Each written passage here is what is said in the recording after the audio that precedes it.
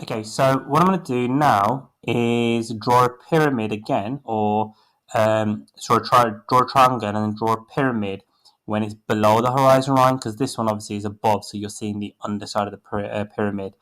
So what we'll do is, how does it look when it's from the top? Okay, or sorry, below the horizon line.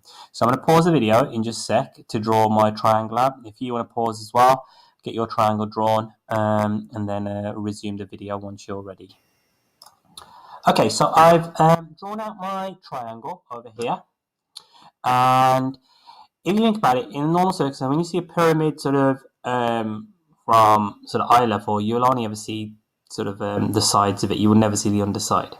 So what we're going to do now is same principle as before.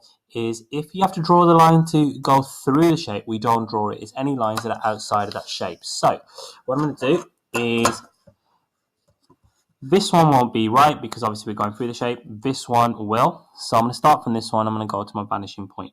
Okay, so I'm just going to draw my line to there. And then I'm going to draw my line to there. So that's my two vanishing points drawn in. And then what I'm going to do is, as with this prism here, I'm going to sort of,